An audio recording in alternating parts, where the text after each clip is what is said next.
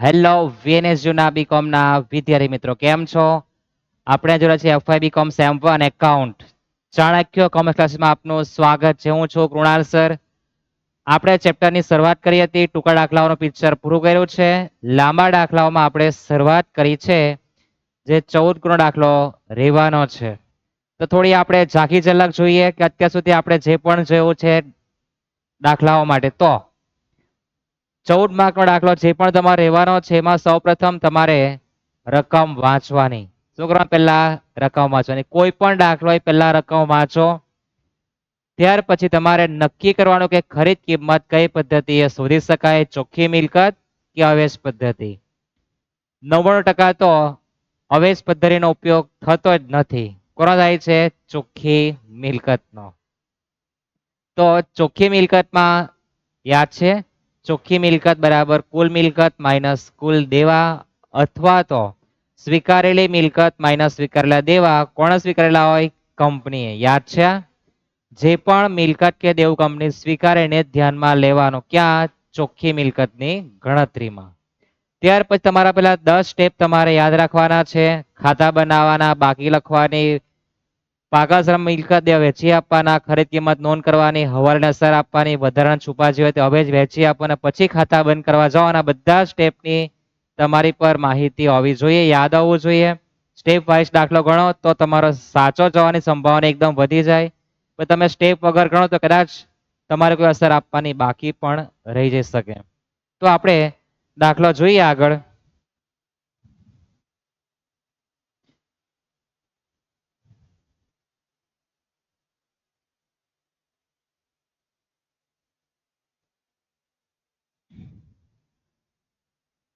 જે પણ દાખલા આપણે જોવાના છે બધા વીએનએસયુ ની પરીક્ષામાં આવી ગયા તે જ છે. 2018 થી 2025 સુધીમાં જે પણ દાખલા આવી ગયા છે, 2025 માં તમે એક્ઝામ આપવાના છે એ ઓક્ટોબર નવેમ્બર, પણ માર્ચ મહિનામાં જે એક્ઝામ આવી ગઈ છે એના ઉપર પણ આપણી પર છે ઉપલબ્ધ.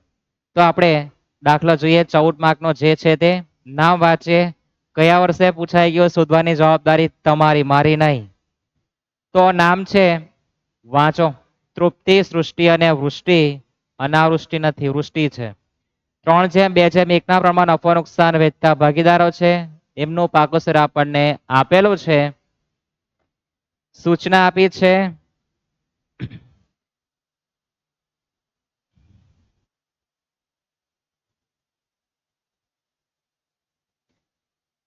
એક 4/19 ના રોજ પેઢીનું સમતૃપ્તિ લિમિટેડમાં રૂપાંતર કરવામાં આવ્યું છે. પછી કીધું છે કે નંબર 1માં હવાલામાં કે કંપની રોકડ સિવાયની તમામ વાસ્તવિક મિલકતો અને વૃષ્ટિની લોન સિવાયના તમામ દેવા લઈ લેશે. આપણે શીખી ગયા છે કે જે મિલકત કે દેવું કંપની સ્વીકારતી નથી એને આપણે ખરીદ કિંમતની ગણતરીમાં ધ્યાનમાં લેવામાં આવતું નથી. તો રોકડ ના કીધી છે તો રોકડ પર આપણે ચોકડી મારી દેવાની. લોન ના કીધી છે તો લોન પર બી આપણે ચોકડી મારી દઈએ. ત્યાર પછી જમીન મકાન બજાર કિંમતે લેશે. તો જમીન મકાન આપણે બજાર કિંમતે લેવાના છે, આમ ખરું કરી દેવાનું, નંબર 2 લખી દેવાનું. જે પણ હશે તે આપણે ગણીશું. પણ અહીંયા આપણને આપ્યું છે કે બજાર કિંમત 80%. તો આપણે શીખા છે કે ચોપડે કિંમત હોય તો ગુણ્યા કરવાનું અને બજાર કિંમત પર ટકા શું કરી દેવાનું? ભાગ્યા કરવાનું. યાદ છે? ફરી રિપીટ કરું છું, એકવાર સાંભળી લો કાન ખુલ્લા રાખીને. ચોપડે કિંમત હોય તો ગુણ્યા જે પણ ટકા હોય તે કરવાનું અને બજાર કિંમત હોય તો ભાગ્યા જે પણ ટકા હોય તે કરવાનું. બજાર કિંમતના ટકા છે એટલે 2,40,000 ભાગ્યા 80% કરો. કેટલા થવાના છે? 3 લાખ. બધું કામ કેલ્સી કરી આપે. સ્માર્ટ વર્ક કરવાનું. 240 ભાગ્યા 80%.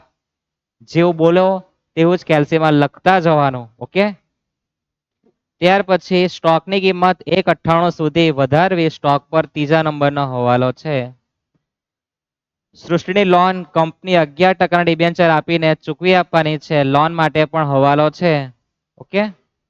ના કીધી છે પણ આપણે ગણતરી જ્યારે આવશે ત્યારે દેખા જાય. પણ ખરીદ કિંમતમાં ધ્યાનમાં લેવામાં આવતું નથી. કેમ? ના કીધી કંપની વાળાએ. ત્યાર પછી નંબર 5માં તમે વાંચો. તમને ખરીદ કિંમત પેટે શું કીધું છે? ખરીદ કિંમત પેટે 6,000 રોકડા, ₹10 નો એક એવા 4000 ડિબેન્ચર 10% પ્રીમિયમે તથા બાકીના તમને ઇક્વિટી શેર આપેલા છે એવું કીધું. આપણે શીખ્યા હતા કે જ્યારે પણ બાકીની રકમ આપે ત્યારે ચોખ્ખી મિલકતનો ઉપયોગ કરવાનો, યાદ છે ને? પણ એ પણ આપણે શીખ્યા હતા કે જ્યારે ચોખ્ખી મિલકત આપે ત્યારે આપણને હવાલામાં પાઘડી આપી જોઈએ, કશે પાઘડી આપી? એ પણ નથી આપી. એટલે આપણે જે વાંચ્યું હજુ અધકચરો છે, યાદ રાખજો. તમે વાંચો તે તમારે આખું વિધાન પૂરું કરવાનું છે. અધૂરું વાંચશો તો તમારો દાખલો ખોટો જવાની સંભાવના 100%. વાંચો આગળ શું કીધું છે જો. મળેલા શેર પૈકી 25% શેર 25% નફાથી 2,50,000 માં વેચ્યા. તમને કેટલાક શેર મળ્યા તે ખબર નથી, પણ એમાંથી 25% શેર પર 25% નફો ચડાવીને તમે કેટલા વેચ્યા છે? 2,50,000 માં વેચ્યા છે. તો આપણે નીચેથી ઉપર તરફ જઈ શકીએ. શેર કેટલા તે ખબર નથી, પણ એના 25% કરીએ પ્લસ 25% નફો કે રકમ આપણને આપી છે. આપણે ગાલ્લું જોડવાનું છે, બળદગાડું. કેવું જોડવાનું છે એ આપણે જોઈએ. તો બાકીના શેર ભાગીદારો વહેંચી લેશે મૂડીના પ્રમાણમાં. એ તો ચોપડામાં આપણે જ્યારે ખાતા બનાવીએ ત્યારે આવવાનું છે. હમણાં એના પર આપણે ધ્યાન આપવાનું નથી. પેઢીને ચોપડે માલ મિલકત નિકાલ ખાતું, મૂડી ખાતું અને રોકડ ખાતું 3 વસ્તુ બનાવવાનું છે. હવે યાદ રાખવા જેવું અને ભૂલી જવા જેવું. યાદ રાખવા જેવું શું? તો તમે જ્યારે હવાલા ટીક કરો ત્યારે ખરીદ કિંમત માટે કયા હવાલા ધ્યાનમાં લેવાના એનું તમારી પર નોલેજ હોવું જોઈએ. એ નોલેજ એક જ દિવસનું નથી આવી જવાનું. તમારે ઓછામાં ઓછા 10 દાખલા જો કે ભાઈ ખરીદ કિંમત માટે કયા કયા હવાલા આવતા છે અને પેઢીને ચોપડે ખાતું બનાવો ત્યારે કયા હવાલા તમારે ધ્યાનમાં લેવાના, એનો તમારે તફાવત શીખવા માટે તમારે 10 દાખલાની પ્રેક્ટિસ તો ઓછામાં ઓછી કરવી જોઈએ. તો જ આ 14 માંથી 14 માર્ક તમારા આવવાના છે. બરાબર? તો આપણે જોઈ ગયા છે, એમાં ટીક કર્યું છે ભાઈ. પહેલો હવાલો, બીજો, ત્રીજો, ચોથો બધું આવી ગયું છે. સૌપ્રથમ શું ગણવાનું? ખરીદ કિંમત. કઈ પદ્ધતિ ગણાશે? અવેજ પદ્ધતિ. કેવી રીતના અવેજ પદ્ધતિ? તો આપણે આખું પિક્ચર જોવાના છે.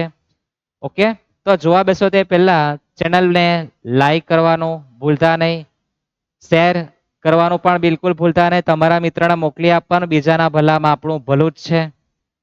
કોલેજમાં કીધું જ છે મજા કરવાનું. 4 માંથી માત્ર 2 લેક્ચર ભરવાના, બાકી જલસા કરવા જવાનું. અને અકાઉન્ટનું જ્યારે પેપર હોય તે પહેલા 10 દિવસ પહેલા તમારે બધા જ લેક્ચર જોઈ લેવાના.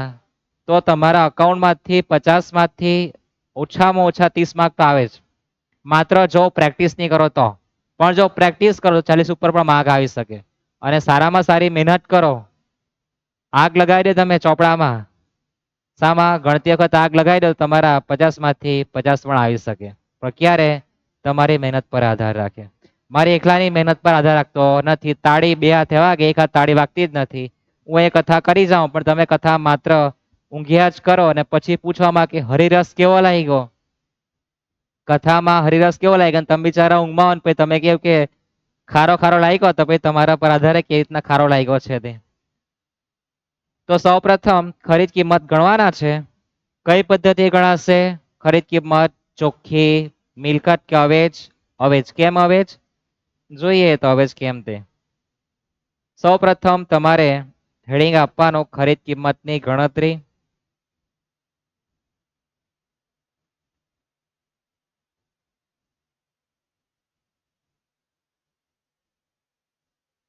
કૌંસમાં અવેજ પદ્ધતિ. અવેજ પદ્ધતિ માટે સૌપ્રથમ તો આપણને 6,000 રૂપિયા રોકડા આપેલા છે. નંબર 5 માં તમે જોઈ શકો.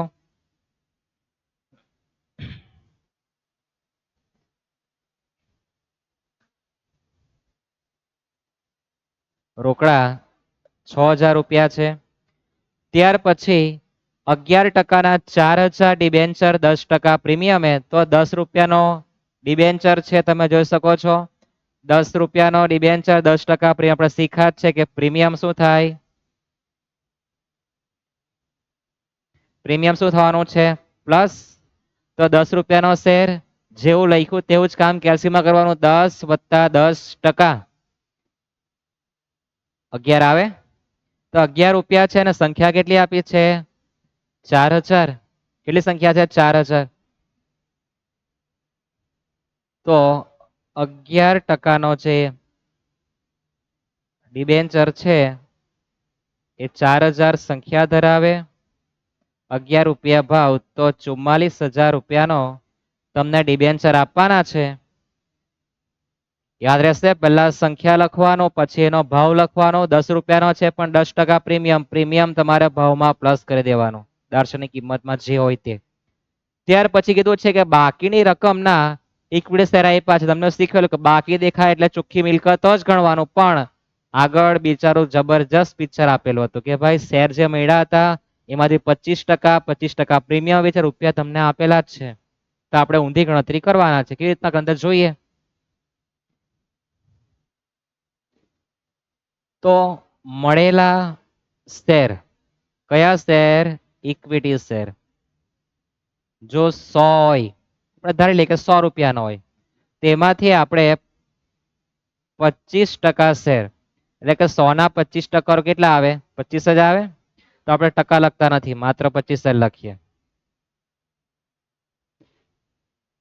તો 25% શેર તમે જોઈ શકો છો, મળેલા શેર પૈકી 25% શેર 25% નફાથી કેટલા વેચા છે? 250 માં. તો આ 25% શેર 25% નફાથી, નફો શું થાય? પ્લસ પ્રીમિયમ જેવું જ થવાનું છે. સમજાય આટલું? મળેલા શેર આપણે 100 લખવાના, એમાંથી 25% એટલે 100 ના 25 રૂપિયા 25 થાય. આપણે ધારેલું છે એના પર 25% નફો છે, તો નફો 25% પ્લસ કરી દેવાનું.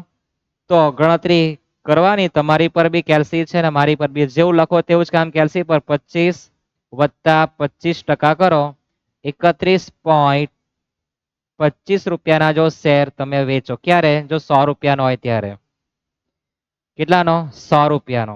ધારો કે 100 રૂપિયાનો શેર હોય ને 25% વેચો તો 25 રૂપિયાના વેચવાના, પ્લસ 25% નફો, તો વેચો કેટલામાં? 31.25. આ આપણી કઈ કિંમત છે? ધારેલી.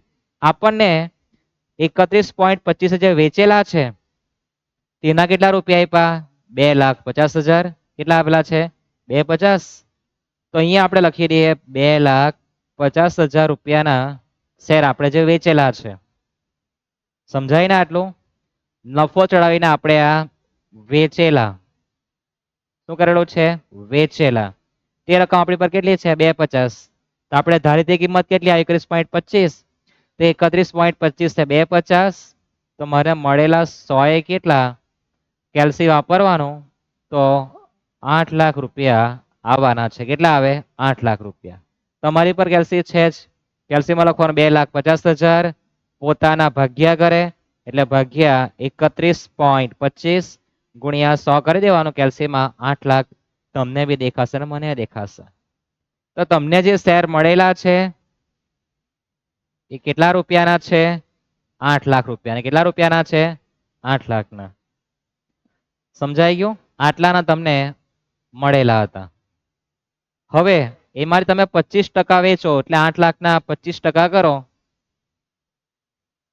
તો 2 લાખ આવે, પ્લસ 25% નફો કરી દેવ તો 250 પણ તમારા સાબિત થઈ ગયા. થઈ ગયા સાબિત? તો તમને સાબિત કરતા બી આવડી જવું છે કે તમે જે ગણ્યું સાચું છે કે ખોટું તે પણ તમે ગણી શકો છો. ઓકે, 8 લાખના 25% એટલે 2 લાખ. આ 2 લાખ પર તમે 25% નફો ચડાવો, તમે વેચો કેટલામાં? 250. બધું જ આપણે સાબિત સહિત જોઈ લીધું છે. તો અહીંયા આપણે લખી દઈએ ઇક્વિટી શેર 8 લાખ રૂપિયા.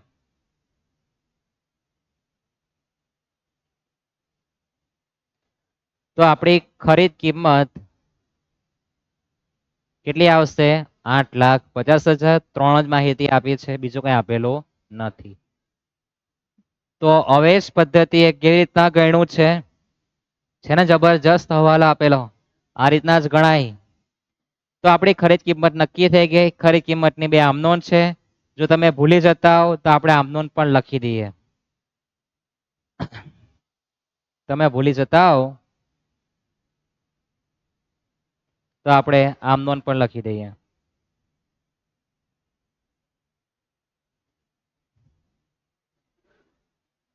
પહેલી જે આમનોંધ છે એક ખરીદનાર કંપની ખાતે ઉધાર, નામ યાદ છે?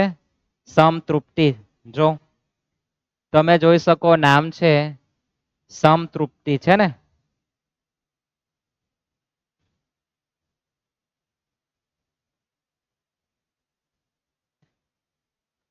સમતૃપ્તિ લિમિટેડ ખાતે ઉધાર 8,50,000, તે માલ મિલકત નિકાલ ખાતે 8,50,000. આમ નોંધ એટલા માટે કે તમને 2 માર્કનો દાખલો જ્યારે પૂછે તો ત્યારે ખરીદ કિંમત ગણ્યા પછી શું લખવાનું છે એ પણ તમને યાદ રહે એના માટે આપણે લખતા છે. પ્લસ કે જ્યારે આપણે ખરીદ કિંમતની ચૂકવણી કરીશું કાં તો આપણે નોંધ કરાવીશું ક્યારે પેઢીના ચોપડામાં ત્યારે પણ આપણને આ ખબર પડે એના માટે લખતા છે. ઓકે, બાકી પરીક્ષામાં આપણને પૂછેલું નથી. ત્યાર પછી અવેજમાં સૌપ્રથમ રોકડા હતા. રોકડ ખાતે ઉધાર 6,000. ત્યાર પછી 11% ડિબેન્ચર છે. 11% ડિબેન્ચર ખાતે ઉધાર 44,000. ત્યાર પછી ઇક્વિટી શેર છે. ઇક્વિટી શેર ખાતે ઉધાર 8 લાખ. જમા કોને કરવાનો? ખરીદનાર કંપની સમતૃપ્તિ લિમિટેડ ખાતે 8,50,000. પહેલી ખરીદ કિંમતની નોંધ કરી અને બીજા આપણે ખરીદ કિંમતની ચૂકવણી કરી. ટૂંકમાં પહેલી આ નોંધને તમે જોગવાઈ કહી શકો ખરીદ કિંમત લેણી થઈ તે, અને બીજા તમે શું કરી આપેલી છે? ચૂકવણી. યાદ રહેશે આટલો? તો હવે આપણે ખાતા બનાવીએ. ખરીદ કિંમત સૌથી મોટી ઘડામણ હતી એનો પિક્ચર આપણે પૂરું કર્યું છે. તો હવે આપણે આપણા 10 સ્ટેપ તરફ જવાના છે.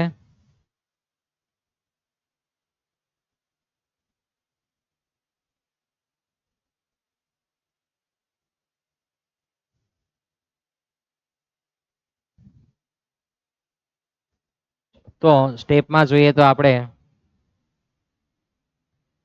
10 સ્ટેપ યાદ કરો. પહેલા તો ખરીદ કિંમત શોધાઈ ગઈ છે, પછી ખાતા બનાવવાના. ખાતા આપણને જે પૂછેલા છે એના વધારે માર્ક આપવાના છે. એક્સ્ટ્રા ખાતા બનાવો એના કોઈ માર્ક નથી આપવાના, એ પણ યાદ રાખજો. પહેલો સ્ટેપ પૂરો થઈ ગયો. બીજા સ્ટેપમાં બાકી લખો.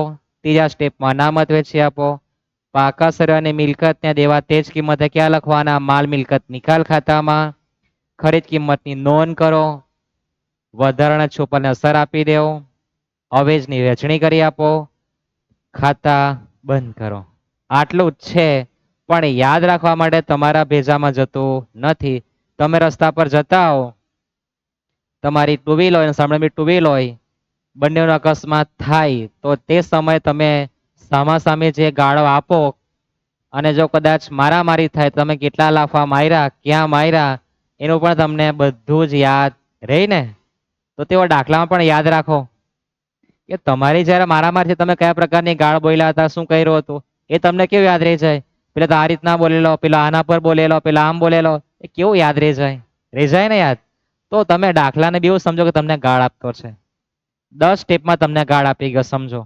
કેટલામાં? 10 સ્ટેપમાં તમને જબરજસ્ત ગાળ આપી.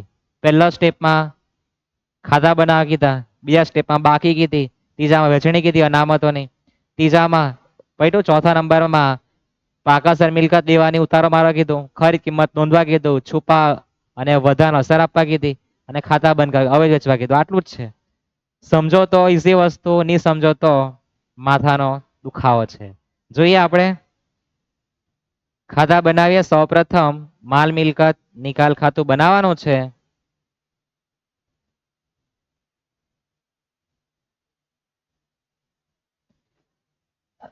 ત્યાર પછી ભાગીદારોના મૂડી ખાતા,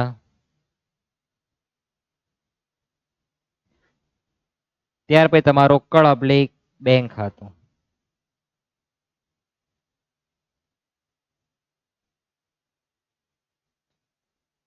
તમારે એક જ પેજ પર બધું લેવાનું નથી. આ તમને સમજાવવા માટે. પહેલા માલ મિલકત નિકાલ ખાતું, એની નીચે ભાગીદારના મૂડી ખાતા બનાવજો. લીટા પાડવાની જવાબદારી તમારી.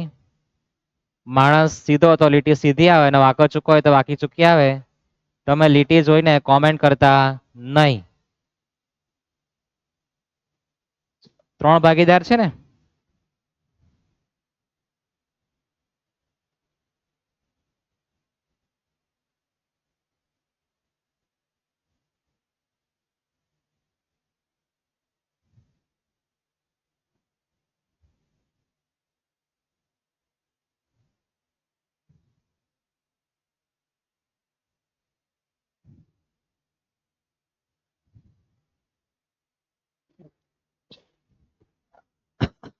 પેલું છે તમારું માલ મિલકત નિકાલ ખાતું.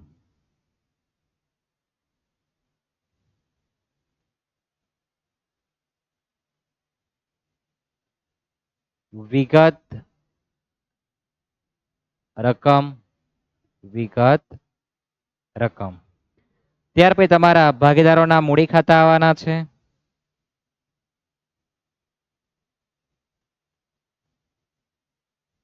વિગત અને નામ વાંચો તો શું કીધું છે? જો નામમાં તૃપ્તિ, સૃષ્ટિ અને વૃષ્ટિ છે તો આપણે ટી, એસ અને વી લખવાના છે. તૃપ્તિ, સૃષ્ટિ ને વૃષ્ટિ ટી, એસ અને વી. ત્યાર પછી આપણું રોકડ ખાતું વિગત રકમ વિગત રકમ. ખાતા વ્યવસ્થિત દેખાવા જોઈએ. પેલા માલ મિલકત નિકાલ ખાતું, ભાગીદારના મૂડી ખાતા, રોકડ બેંક ખાતું. તૈયાર થઈ ગયું. પછી શું કરવાનું? તો પાકા શેરમાં આપેલી મૂડી ખાતામાં છાપવાની. રોકડ ખાતામાં ક્યારે બાકી લખવાની ચર્ચા પછી કરીએ. તો સૌપ્રથમ તો મૂડી ખાતામાં બાકી લખીએ. બધાની જમા જ આપી છે. બાકી આગળ લાવ્યા. તમે જોઈ શકો 360, 240 ને 1 ને 20 છે.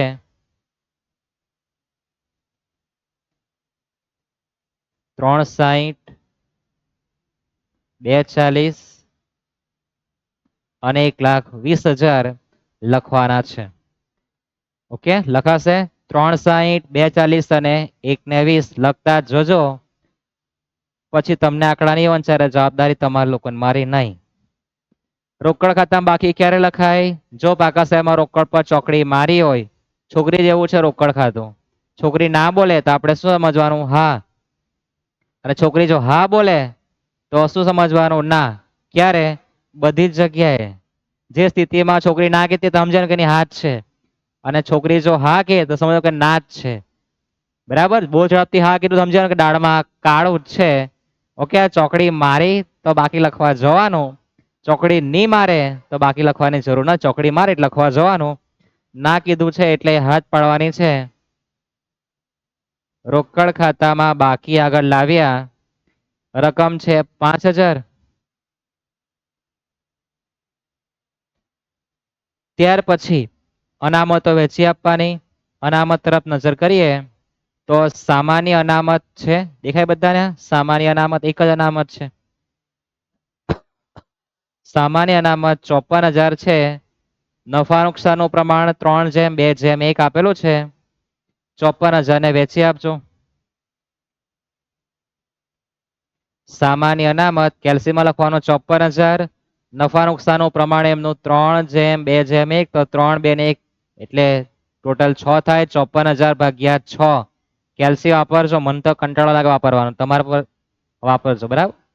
54,000 ભાગ્યા 6 ગુણ્યા 3 પછી બરાબર કરો તો કેટલા આવે? 27,000 આવે.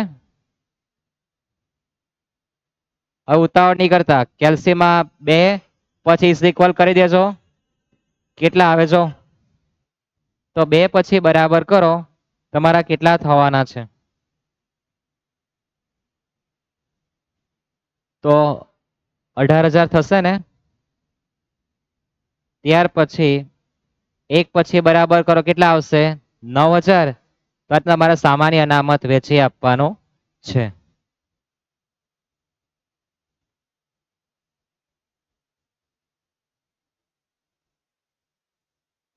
તો તમારું સામાન્ય અનામત અહીંયા વેચાઈ ગયું 27, 18 અને 9.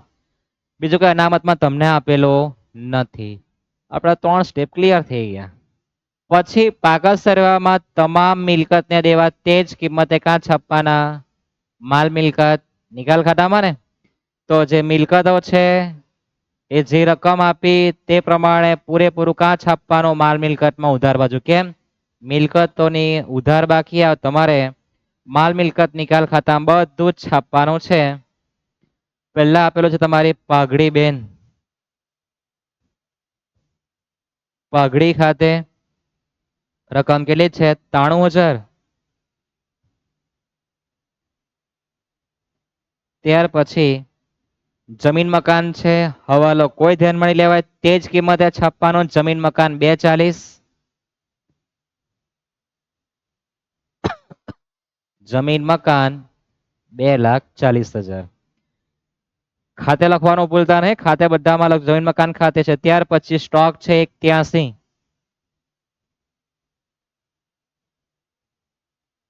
સ્ટોક ખાતે 1,83,000. ત્યાર પછી દેવાદારો છે, આપણે સીધા બહારના ઉચકી લેવાના. 1,34.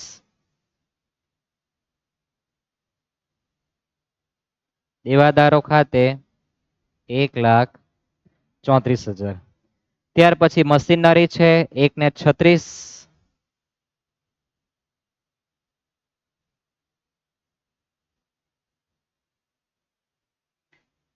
ત્યાર પછી રોકાણો છે 1,24.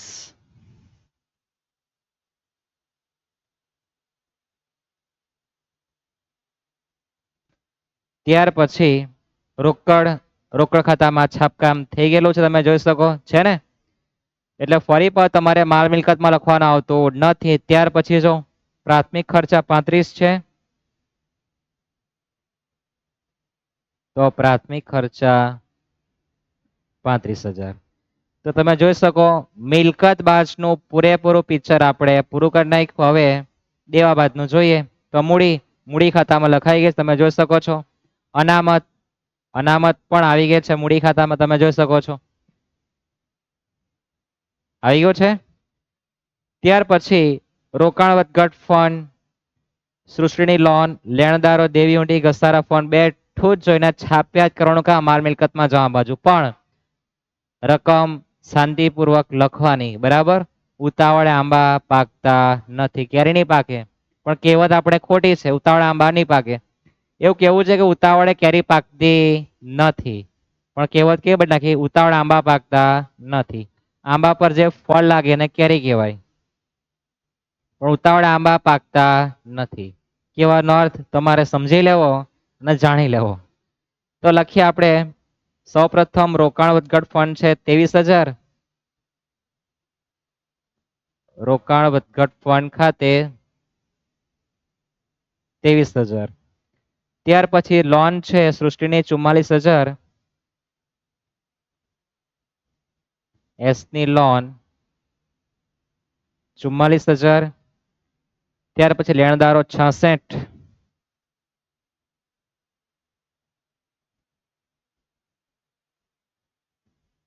ત્યાર પછી દેવી ઊંડી 26.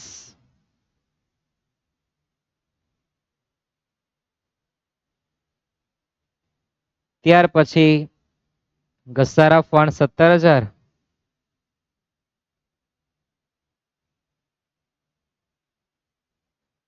તો આપણું અહીંયા આખો પૂરેપૂરો ભાગોસર આપણું ખાલી થઈ ગયું છે. આપણે ક્યાં લખ્યું છે? પેઢીમાં જ્યાં પણ જેને પણ યોગ્ય લાગે તે આપણે બધું જ ચિત્રકામ કરી નાખ્યું છે. થઈ ગયું ને? ત્યાર પછી તમે જોઈ શકો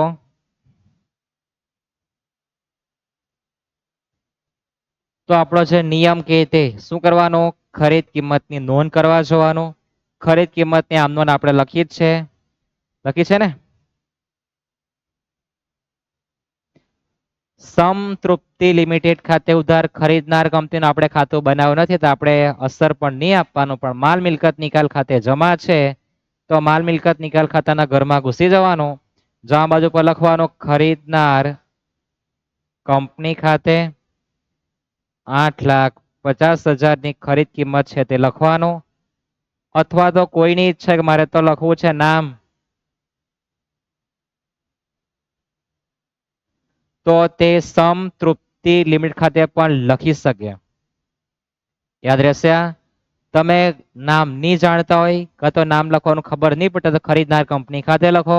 નામનો જો ખ્યાલ આવતો હોય તો લખવાનો સમતૃપ્તિ લિમિટેડ ખાતે. રકમ છે કેટલી? 8 ને 50 લખાઈ ગઈ છે. ત્યાર પછી તમે જોઈ શકો અવેજમાં તમને જે આપ્યું છે રોકડ ખાતે ઉધાર છે તો રોકડ ખાતામાં જવાનું, ઉધાર બાજુ લખવાનું 6000. રોકડ ખાતામાં ઉધાર બાજુ 6000 કોણ આપે? ખરીદનાર કંપની. ખરીદનાર કંપની ખાતે ઉધાર 6000. પછી તમને ડિબેન્ચર આપે તો ડિબેન્ચર ખાતું આપણે બનાવેલું નથી પણ એના પર હવાલો છે. યાદ છે તમને? ડિબેન્ચર પર હવાલો આપેલો છે. સૃષ્ટિની લોન કંપનીના 11% ડિબેન્ચર આપી ચૂકતે કરવાની. તો હવે કેવી રીતના અસર આપવાની? આંદોલન શીખવાની, ઘડામણ કરવાની. એકદમ શોર્ટકટ છે. કેવું શોર્ટકટ છે? તો આપણે તો હિસાબ બનાવવા બેઠા પેઢીના ચોપડામાં. પેઢીના ચોપડામાં જઈને જોવાનું. શું જોવાનું? તો લોન કઈ બાજુ લખી? કઈ બાજુ છે લોન? માં મિલકતમાં જવા બાજુ. તે લોન માટે આપણે શું આપવાના છે? ડિબેન્ચર. શું આપવાના? ડિબેન્ચર. તો લોનની સામે એટલે કે ઉધાર બાજુ લખી દેવાનું 11%ના ડિબેન્ચર ખાતે 44000. તો બંને બાજુથી આપણે લોનનું પિક્ચર સેટઅપ થઈ ગયું. 44 રૂપિયાની લોન હતી એ આપણે ડિબેન્ચર આપીને ચૂકતી કરી દીધી. રોકડ ખાતામાં લખેલું તે પ્રમાણે જ પણ આપણે સીધી એન્ટ્રી ક્યાં આપી છે આની? ડિબેન્ચર ખાતું બનાવ્યું નથી તો આપણે ક્યાં લખવાનું? માલ મિલકત નિકાલ ખાતામાં. સમજાયા? થોડો એન્ટિક પીસ છે. આપણે એકદમ સરળ ભાષામાં શોર્ટકટ મારી છે. લોનના બદલામાં ડિબેન્ચર આપવાના છે તો લોન માલ મિલકતમાં જમા તો ડિબેન્ચરને ઉધાર કરી દેવાનું. એટલે સરવાળા સરખા થઈ ગયા. વાર્તા પૂરી. પછી શું આપેલું છે? જો પછી આપેલા છે ઇક્વિટી શેર. તો ઇક્વિટી શેર આપણે માલ મિલકત નિકાલ ખાતામાં જ લખવાના, નથી રોકડ ખાતામાં. એનું ખાતું બનાવ્યું આપણે ઇક્વિટી શેરનું? નથી બનાવ્યું ને? તો એની અસર ક્યાં આપવાનું? તો એના માટે આપણી પર હવાલાઓ છે. એક નહીં બબ્બે છે. કેટલા હવાલા છે? બબ્બે. તો પહેલા આપણે હવાલની અસર પૂરી કરવાની. આપણી પર 8 લાખ રૂપિયાના શું છે? ઇક્વિટી શેર જે મળ્યા છે તે. તો એના પર પહેલા આપણે વેચાણનો હવાલો સોલ્વ કરવાનો અને વેચાણનું પિક્ચર પતે પછી આપણે શેર વેચવા જવાનું. તમે જોઈ શકો નંબર 5માં કે મળેલા શેર પૈકી 25% શેર આપણે 250 વેચેલા છે. બાકીના ભાગીદારે મૂડી ખાતા વેચી લીધા છે. તો આમ નોંધ લખવાની કે જરૂર નથી. વેચો કોઈ પણ વસ્તુ તો રૂપિયા આવે. આપણે અહીંયા શેર વેચવાના છે તો એ રૂપિયા આવવાના છે. કેટલા આવશે? 250. એમ તો આપણે ગણતરી કરી જ છે. તમારે જવું જોઈ શકો તમે આપણે કે આ 8 લાખના શેર તેમાંથી 2 લાખના વેચેલા, 25%ના ફરી કેટલા વેચેલા છે? 250માં. તો તમે એમાં બી જોઈ શકો કે આ 250 રૂપિયા આવે તો એ રોકડ ખાતે ઉધાર થવાના છે. રોકડ ખાતે શું થાય? ઉધાર. શેર જવાના તો એ ઇક્વિટી શેર ખાતે એ જમા થવાનું છે. અને વચ્ચે 50,000 રૂપિયા તમારો જે નફો આવે એ નફો તમારે માલ મિલકતમાં શું કરવાનો? જમા કરવાનો. આમ નોંધ લખવાની કે જરૂર નથી. ટુકડા દાખલા આપણે જોયા જ છે. વેચો તો બેંક ખાતે ઉધાર, શેર જાય તો શેર ખાતું જમા અને માલ મિલકત નિકાલ ખાતું ઉધાર ક્યારે થાય? જો ખોટ હોય તો નફો છે એટલે જમા થવાનું. તો શું આમ નોંધ બોલાય? તમારે લખવું એટલે લખી દેવું. બેંક ખાતે ઉધાર 2,50,000 તે ઇક્વિટી શેર ખાતે 2 લાખ તે માલ મિલકત નિકાલ ખાતે કાઉન્સમાં નફો 50,000. હવે આપણે ખતવણી કરી દઈએ એની. તો માલ મિલકત નિકાલ ખાતામાં સૌપ્રથમ જવાબ લખી દઈએ આપણે ઇક્વિટી શેર વેચાણનો નફો 50,000. શેર વેચતા રૂપિયા તમને જે મળ્યા છે એ રોકડ ખાતામાં ઉધાર બાજુ 2,50,000 ઇક્વિટી શેરનું વેચાણ. શું લખવાનું? ઇક્વિટી શેરનું વેચાણ કેટલું? 2,50,000. ત્યાર પછી બાકીના શેર કેટલા રહેવાના? તો તમે જોઈ શકો કે 8 લાખના શેર મળ્યા હતા, 2 લાખના વેચી નાખ્યા, તો બાકી રહેવાના કેટલા છે? બાકી કેટલા રહેવાના? 8 લાખનું હતું, 2 લાખનું પિક્ચર પટી ગયો, તો 6 લાખ બાકી રહી. એ શું કીધું છે એના માટે વાંચો. જ્યારે બાકીના શેર ભાગીદારો તેમના મૂડીના પ્રમાણમાં શું કરે? વહેંચી લે. પ્રમાણ મૂડી કેટલું છે? તો 3, 60, 42 ને 21, 4 મીંડા કાઢ નાખો. તો 12 એકુ 12, 12 દુ 24, 12 36, પ્રમાણ 1/2/3. તો વેચી આપવાનું છે 3/2/1 માં કેટલાને? 6 લાખને. તો મૂડી ખાતામાં ઉધાર બાજુ ઇક્વિટી શેર 6 લાખને વેચી આપો, તો 3 લાખ, 2 લાખ અને 1 લાખ. અહીં તમારા અવેજનું જે પિક્ચર છે તેનું પિક્ચર પટી ગયું છે. વધારાના છુપા હવાલા એટલે કે જે મિલકત કે દેવું કંપની ની લે જાય તેને આપણે ચૂકવી આપવાનું. તો આપણે જોઈ ગયા છે એમાં કે લોન ની લઈ ગયેલી, એના બદલામાં ડિબેન્ચર અપાઈ ગયા છે, અને રોકડ નાખી હતી, રોકડા હાથે કોઈ લાગતું વળગતું બિલકુલ નથી. વધારાના હવાલામાં જોઈએ તો વિસર્જન ખર્ચ આપ્યો હોય, જે પેઢીએ ચૂકવવાનો હોય તેની અસર આપવાની, એવું કંઈ આપણને આપેલું નથી. તો આપણા 6, 7, 8, 9, 10 કેટલા સ્ટેપ પૂરા થયા? 6 પૂરા થયા. હવે આપણે આગળ જઈએ. હવે જ વેચી નાખ્યો છે, ખાતા બંધ કરવાના છે. તો સૌપ્રથમ માલ મિલકત નિકાલ ખાતું બંધ કરીએ. તમે બધું નોટમાં લખેલું જ છે. અહીંયા થોડું જોવાનું ચાઇનીઝ ભાષામાં છે એટલે બહુ જોતા નહીં. સરવાળા શાંતિપૂર્વક કરજો, કારણ કે મારા કરતા તમને સારી કેલ્સી વાપરતા આવડે હું માનું. તો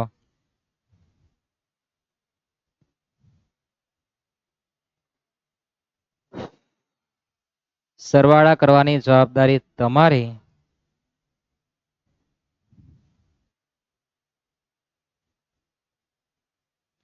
માલ મિલકત નિકાલ ખાતામાં તફાવત કરો. તફાવત કેટલો આવે મને જણાવજો.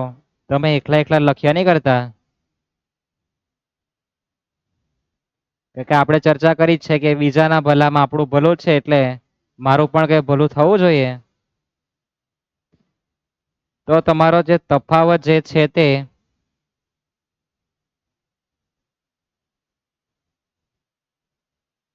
87,000 રૂપિયાના આવવાના. કેટલા આવે છે? 87. અને લઈ જવાનું છે તમારે ભાગીદારોના મૂડી ખાતે. ભાગીદારના મૂડી ખાતામાં જવાબ લખવાનું માલ મિલકત નિકાલ ખાતે. 87 ને વેચી આપવાનું પ્રમાણ 3/2/1, તો ભાગ્યા 6 ગુણ્યા 3, તો 43,500. 2 પછી બરાબર 29,000, અને 1 પછી બરાબર એટલે 14,500. હવે બંધ કરીએ આપણે ભાગીદારના મૂડી ખાતા. તો ભાગીદારના મૂડી ખાતામાં જો તફાવત ઉધાર બાજુ આવે તો પણ રોકડ ખાતે લઈ જવાનું, જમા બાજુ પર તો પણ રોકડ ખાતે લઈ જવાનું. આમાં તો બધા ઉધાર બાજુ મને દેખાતા છે કે 360 ને 3 લાખ બાપ મોટો દેખાતો છે. 360 વત્તા 27,000 વત્તા 43,500, તો 430,500 થી અમારી કેલ્સીમાં. તમારામાં ચેક કરજો. માઇનસ 3 લાખ તમારી પર તફાવત આવેલો છે અહીંયા 31,500.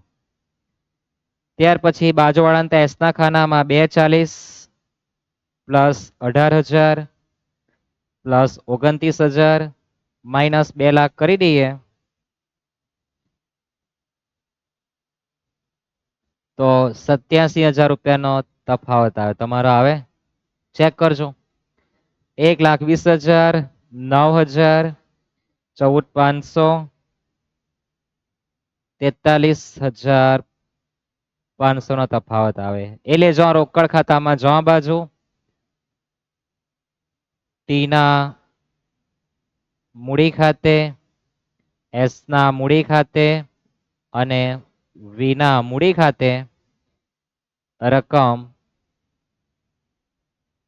31,500,